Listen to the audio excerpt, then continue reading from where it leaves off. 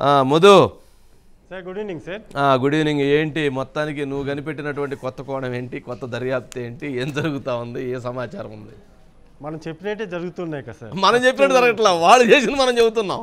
కాదు అదే చెప్తాను సార్. అంటే మనము అక్కడ ఏం జరిగిందో మనం ఏదైతే చెప్పామో అవే తర్వాత బయటకు వస్తున్నాయి. ఓకే, హీరోయిన్లకు సంబంధించి మనమే చెప్పాము. సో మనం చెప్పిన తర్వాత మనం చెప్పలా, వాళ్ళు చేసింది మనం చెప్పాము. ఓకే, టోటల్ గా ఓకే సార్, నేను కూడా అగ్రీ అవుతాను. అక్కడ జరిగింది ఏం జరిగిందో అది జరిగిందని మనం బయటికి తీసుకొచ్చాం అంతే, అంతకు మించి ఏం లేదు అనుకుంది మీరు చెప్పినట్టుగానే.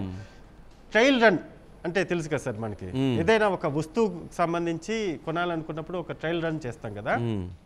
ఫోన్ ట్యాపింగ్ కు సంబంధించి కూడా ట్రయల్ రన్ జరిగింది సార్. కొన్ని సిమ్ కార్డులు కొన్నారు. ఆ కొన్ని సిమ్ కార్డులను కొన్ని ఈ ఎక్విప్మెంట్కి సంబంధించి ఎవరినైతే వీళ్ళు అంటే ఇక ఫ్యూచర్లో కొంతమందిని ట్యాప్ చేయాలనుకుంటున్నారో అందుకోసము కొంతమందికి ఈ సిమ్ కార్డులను అయితే ఇచ్చారు.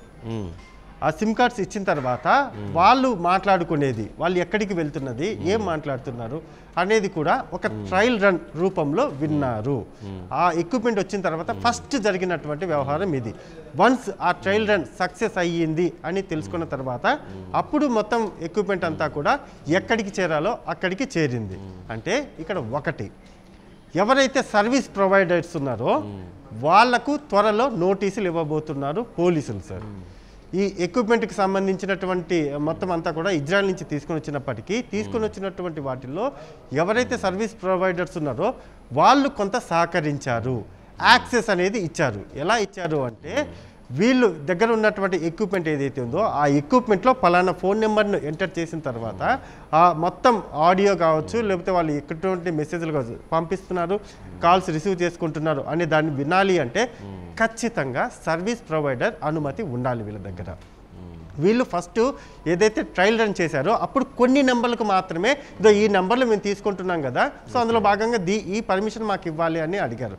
కానీ ఆ తర్వాత ఓకే అయ్యింది కాబట్టి మొత్తం ఇంకా ఎవడి సిమ్ అయినా సరే ఇంకా పలానా XYZ ప్రతి సిమ్మును కూడా వినే విధంగా సర్వీస్ ప్రొవైడర్ల దగ్గర నుంచి అనుమతి వీళ్ళు తీసుకున్నారు. అయితే సర్వీస్ ప్రొవైడర్లు కేంద్రం అనుమతి లేకుండా ఏ విధంగా వీళ్ళకి అనుమతి ఇచ్చారు అనేది ఇప్పుడు పెద్ద క్వశ్చన్ మార్క్.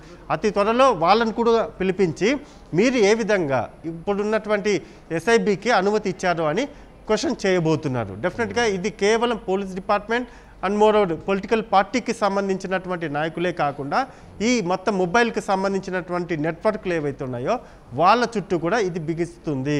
ఎందుకు అంటే వాళ్ళే పర్మిషన్ ఇవ్వడం అంటే ఈ వ్యవహారం అంతా కూడా జరిగింది. ఇదంతా కూడా ఒక యాంగిల్ అయితే సార్, ఈరోజు జరిగినటువంటి పరిణామాలు చూసుకుంటే రాధాకిషన్ రావును అయితే విచారించారు, సుదీర్ఘంగా విచారించిన తర్వాత ఆయన ఇంకా ఆల్మోస్ట్ జరిగింది ఏదో జరిగింది, ఇంకా జరగాల్సింది ఏంటో ఏముంది అనే విధంగా ఆయన మాటలు అయితే మాట్లాడడం జరిగింది.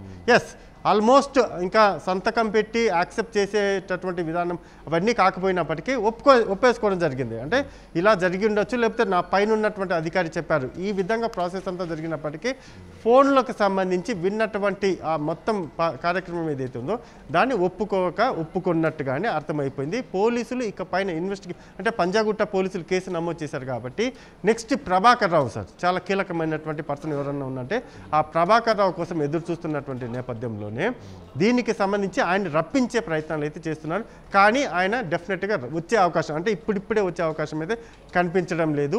అండ్ మోర్ ఓవర్ ఈ ఫోన్లకు సంబంధించి సినిమా రంగానికి సంబంధించినటువంటి వాళ్ళు ఎవరైతే ఉన్నారో అందులో కొంత కీలక మలుపు అయితే తిరిగింది సార్.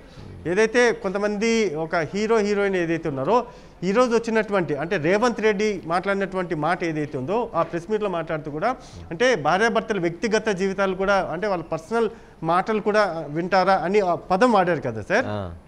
ఇక్కడ ఇందుకోసమే సార్ వాడింది ఆయన, ఒక హీరో దీనికోసమే సార్. ఎందుకంటే ఆయన దగ్గర ఉంది రిపోర్ట్, అది ఒక హీరోయిన్కి సంబంధించి వాళ్ళు ఏం మాట్లాడారు, ఎందుకు మాట్లాడారు అనే దానిపైన రేవంత్ రెడ్డి దగ్గర పూర్తి సమాచారం ఉంది సార్. అసలు ఫ్యాక్ట్ మాట్లాడుకోవాలనుకుంటే అసలు ఆ హీరోయిన్కి సంబంధించి ఆ హీరోయిన్ మాత్రమే వినాలనుకుని ఫస్ట్ స్కెచ్ చేసుకున్నారు.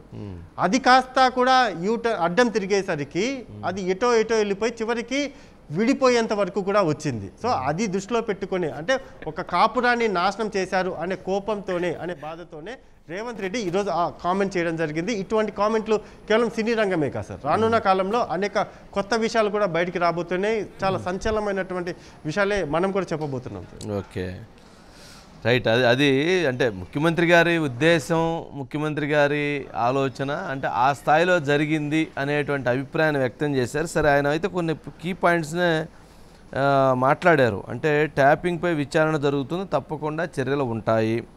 అధికారులకు ఆ రోజే నేను చెప్పాను, వినలేదు. ఇవాళ జైలుకి వెళితే అటువైపు కూడా ఎవరు చూడటం లేదని కూడా అన్నారు. సరే, ట్యాపింగ్ చేసిన వారు జైల్లో చెప్పకూడు తినాల్సిందే అనేటువంటి దాన్ని కూడా బల్లగుద్ది మరీ చెప్పారు. ట్యాపింగ్ చేసి ఉంటే ఏమవుతుంది అనే విధంగా మాట్లాడుతున్నారు. కానీ ట్యాపింగ్ చేస్తే ఏమైంది అనేది ఇప్పుడు అర్థమవుతుంది. ఇక్కడ ఫోన్ ట్యాపింగ్ చేయడం అనేది ఇక్కడ కొన్ని యాంగిల్స్ ఉంటాయి సార్. ఫోన్ ట్యాపింగ్ అనేది రాజకీయ పరంగా ఉంటుంది, ఫోన్ ట్యాపింగ్ అనేది మనీ పరంగా ఉంటుంది. కానీ ఇక్కడ జరిగినటువంటి ఫోన్ ట్యాపింగ్ అంటే థర్డ్ యాంగిల్లో ఏంటంటే జీవితాలతో సంబంధించినటువంటి వ్యవహారం సార్. అంటే డబ్బులు అంటే పట్టుకోవచ్చు, డబ్బులు మళ్ళీ వస్తాయి మళ్ళీ పోతాయి, అవన్నీ తర్వాత పొలిటికల్ పార్టీకి సంబంధించి సార్. నువ్వు చెప్పింది కరెక్ట్. అంటే పొలిటికల్ అసలు యాక్చువల్గా ఇదే ఉగ్రవాదులకి మావోయిస్టుల కోసం మొదలైన ట్యాపింగ్ సిస్టము చివరకు పొలిటికల్ పార్టీలని ట్యాప్ చేసేందుకు వచ్చింది.